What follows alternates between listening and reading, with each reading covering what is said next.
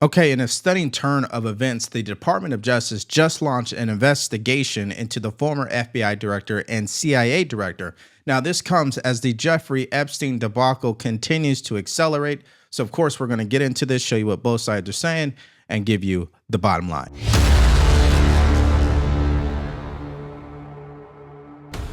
Fox News alert, the FBI has just launched criminal investigations into two former Obama officials, former CIA Director John Brennan and former FBI Director James Comey, for their involvement in the Russia hoax. Sources say Director Brennan is under investigation for lying to Congress, and that Brennan and Comey were involved in a conspiracy. Brennan apparently told Congress that he didn't have anything to do with the Steele dossier. But we're hearing that Brennan's two top CIA officers warned the director not to touch it and called it an internet rumor. But Brennan pushed it hard anyway. Both Obama's FBI director and CIA director basically knew the Trump-Russia hoax came from Hillary Clinton's campaign, but they both used it to smear and investigate Donald Trump. Comey and Brennan's security clearances have both been stripped by the sitting president, and Comey just had a sit-down with the Secret Service over Seychelles. This is the beginning of a major confrontation. All right, so given the bombshell nature of this story and the respect that it deserves but probably won't get given the timing, I felt the need to bring up ground news. Now, if you guys haven't been following me, you know that we love to use ground news because it shows us what both sides of the political spectrum is saying, and that helps us do what again? Think for ourselves. Don't take my word for things, and definitely don't take the word of the media. And just do your own thinking, and that's what Ground News will help you do. So if you guys want to follow along, just go to ground.news/Devori. Now, as it pertains to this story of James Comey and the former CIA director being investigated, doesn't mean they've been convicted. What's interesting is who is reporting on this story. And it comes as no surprise that the right-leaning outlets are the only one talking about this. Why? Because Democrats don't want to be a part of this. In fact, what they're going to say when they do report on this is that President Trump is weaponizing the DOJ against his political opponents because they're that lazy. He forced the inclusion of the Steele dossier into this entire investigation, yet it was kind of like, oh, look, me, who, what, you know, when it was brought up. So that's what I think they're focused on regarding Brennan. Your reaction tonight? They are. Well, first of all, I want to say something very clearly, Laura.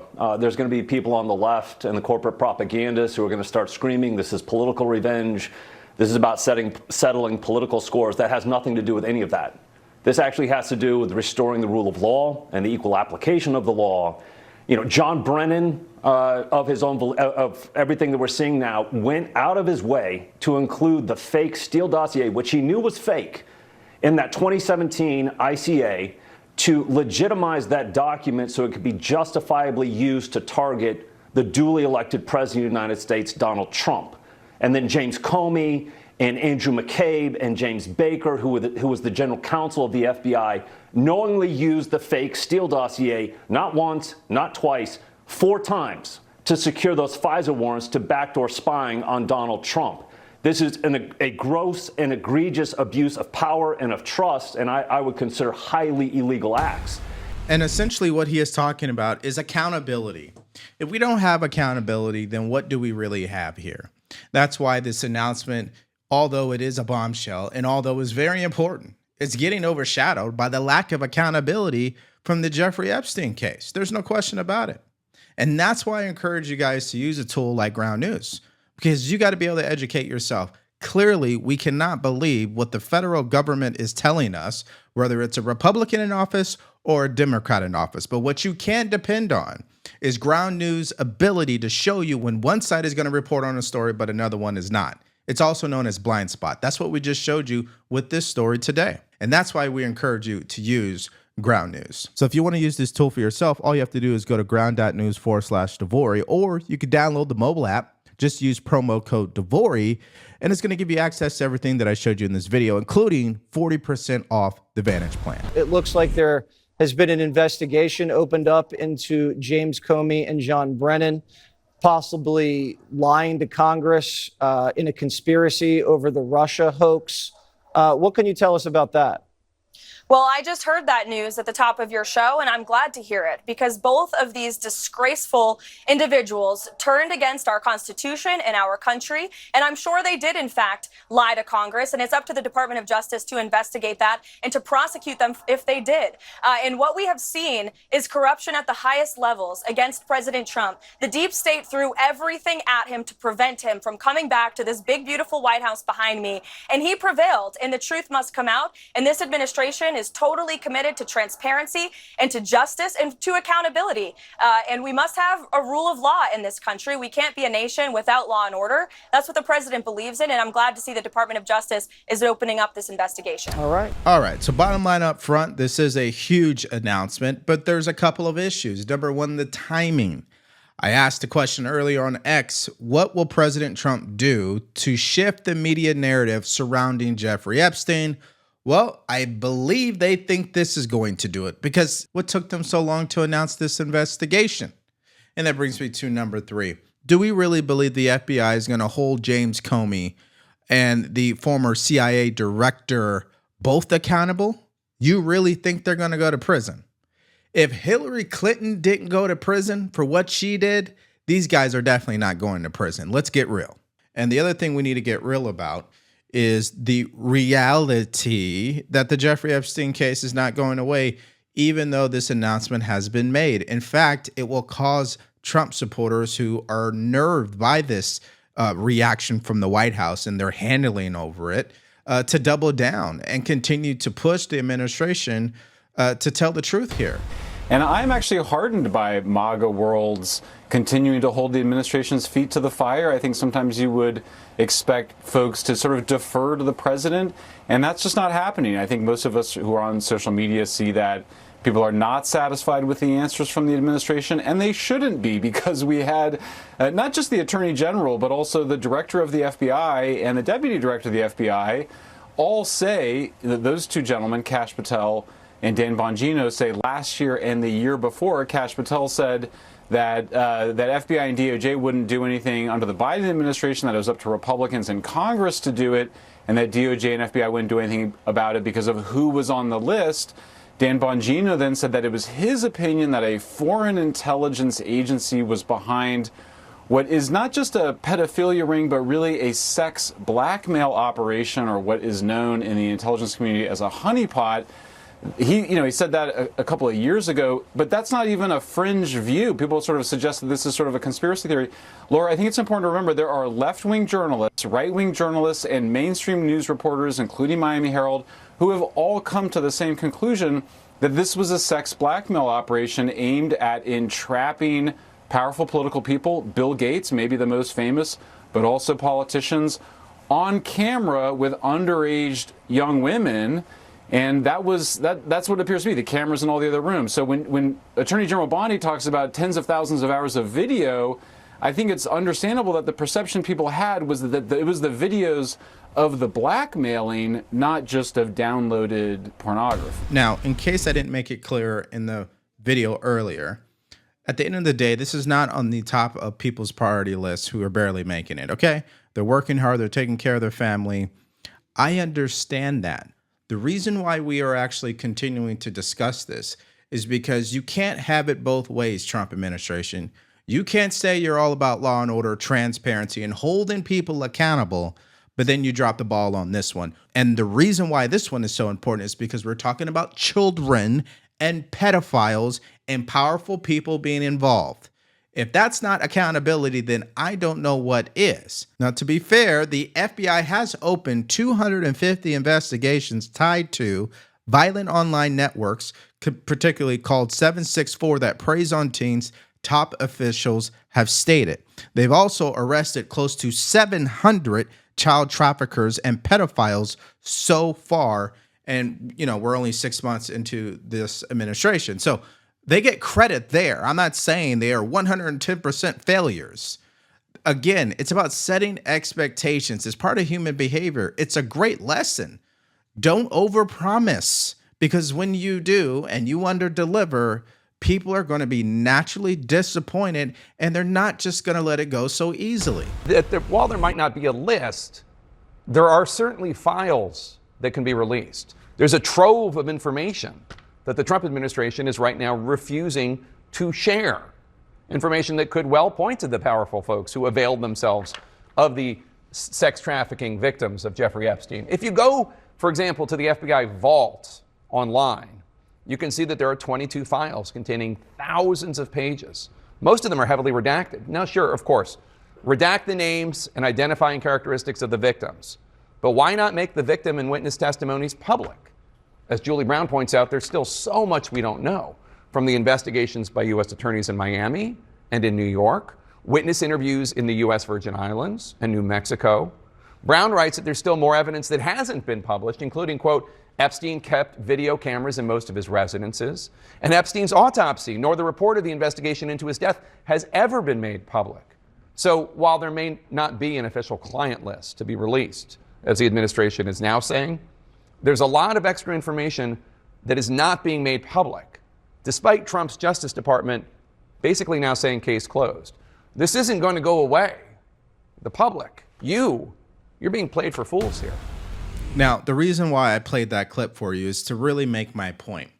When fake Tapper, out of all people, starts to make sense, and he says something that even in your head, like, yeah, he has a great point, you know we have a problem. And again, it's about accountability. We want Trump to be successful. We want our federal government to be successful. But what we ultimately want before all that is the pedophiles to be held accountable and the full weight of the justice system to destroy them. That's what we really want. And do we believe collectively that in regards to the Epstein case, we really got that? Absolutely not. And the reason why we feel that way is because, like you just heard Fake Tapper say, there's so much more information they haven't released. All right, so let's leave that alone finally and move to our next story. And this is Greg Abbott, the governor of Texas. He had an interesting press conference today, and he said some things that caught the media's attention. And the way that he pretty much dodged a question in regards to what is Texas doing to prevent something like this from happening, which, listen, I think there's only so much you can do. Mother Nature is going to do what Mother Nature is going to do. But I want you guys to hear his answer and tell me what you think about it. Take a look. Second part of the question needs to be addressed. You ask, I'm going to use your words, who's to blame? Know this. That's the word choice of losers. Let me explain one thing about Texas. And that is, Texas, every square inch of our state, cares about football. You could be in Hunt, Texas, Huntsville, Texas, Houston, Texas, any size community. They care about football, high school, Friday night lights, college football, or pro. And know this, every football team makes mistakes. The losing teams are the ones that try to point out who's to blame. The championship teams are the ones that say, don't worry about it, man, we got this. We're going to make sure that we go score again, that we're going to win this game. The way winners talk is not to point fingers. They talk about solutions. What Texas is all about is solutions. Okay, so bottom line up front, I love that response from the governor. Now, as you guys know, I'm moving to Texas, so I'm happy to know that my governor thinks that way, okay? Because the bottom line is when you approach life, whether it's problems or solutions, whether someone has tragically died in your family or someone has reached a high level of success, whatever it is, mindset is step number one. What is your perception? What is your reaction to what's happening? In fact, the better question, are you reacting or are you responding? And that question is so prudent for people who are in leadership positions where people are looking at you to lead the way. They're not looking at you to play the victim. They're not looking at you to make excuses and blame other people. They're looking at you to make decisions and bring this tragic situation to a close so people can move on with their lives. And that's exactly what the governor was saying. And of course, the media, because they're so fixated on getting clickbait, they had to ask the governor that type of question. And so I think that was a phenomenal response from him. In fact, I want to read you something that I received last night that's worth emphasizing to put this in context.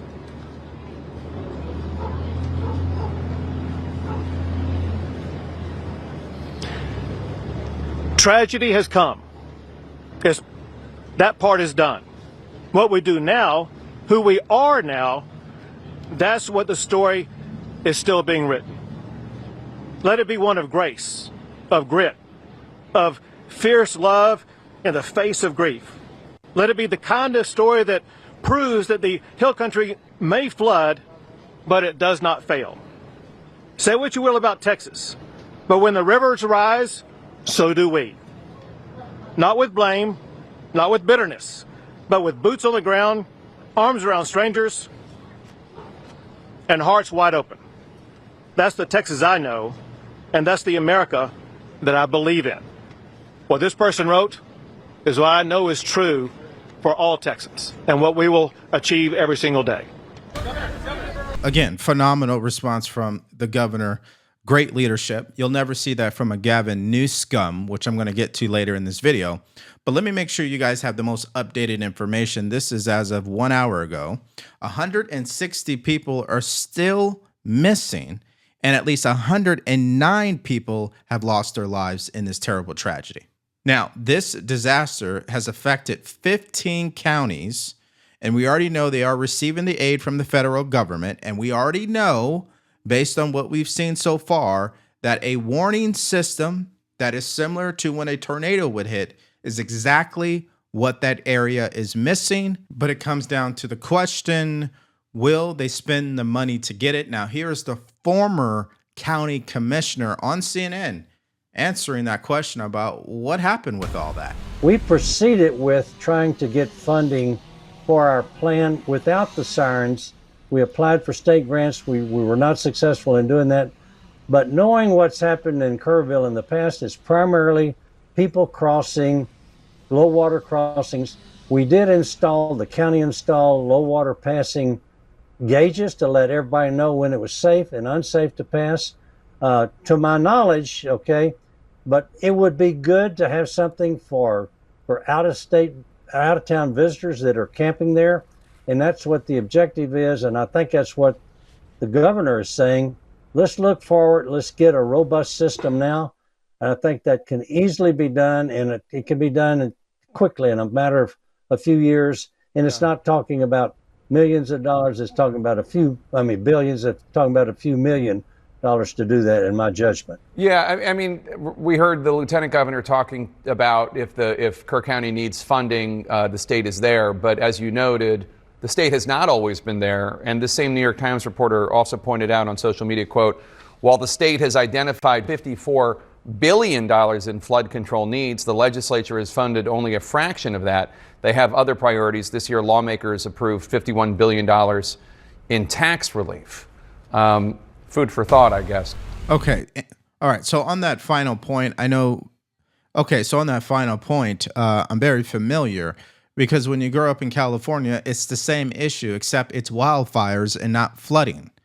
And although the state approves the amount, it doesn't mean they will spend that amount. But the fact of the matter is, if the money's not making it down to the lower level, the people need to start screaming. They need to hold their people accountable, their leaders accountable, and not let them get by. Now, the other people who should be held accountable is the media, and how they take what people are saying and misrepresent it. So we watched and listened to what the governor had to say, Greg Abbott. Here is CNN's response to what he said. Lee, you were at that presser with Governor Abbott. You asked him a question. He seemed to sidestep. Exactly, Jake. We asked him a question that rose from an earlier local press conference, asking about who was in charge and what steps were taken during those critical hours before that first alert came in at 1:14 in the morning on Friday, and when the wall of water arrived here just before 5 a.m. And again, what we've seen from these officials here is sidestepping the blame. We asked him if he was concerned and what he was looking into personally, and he said, again, they're focusing on the rescue operations, not focused on pointing fingers at this point. Okay, so that was Exhibit A on why nobody respects the mainstream media. In fact, why people hate them and how misleading that they can be, and just are filled with propaganda. I mean, it's just really sad that that was the takeaway from what the governor was saying. He's the governor. He's not in the weeds, okay? He's got people below him that can answer the clear details that you are so obsessed with. It's just fascinating how addicted they are to doing things like this. Now, what's also troubling is how addicted Democrats are to how they've been responding to this tragedy. Not just politicians, but people in their base who are celebrating people losing their lives because of the color of their skin. It's really disturbing. Now, here's Chris Cuomo and his reaction to the nonsense. Got 109 or whatever the number is right now, dead in Texas. The number's going to go up. 160 missing. How is this not just a point of empathy and sympathy? Children's dead bodies being recovered all day Saturday. And then this Houston pediatrician writes, may all visitors, children, non-MAGA voters, and pets be safe and dry. Are you effing kidding me? They deny climate change? I mean, since when is death not more important than your politics?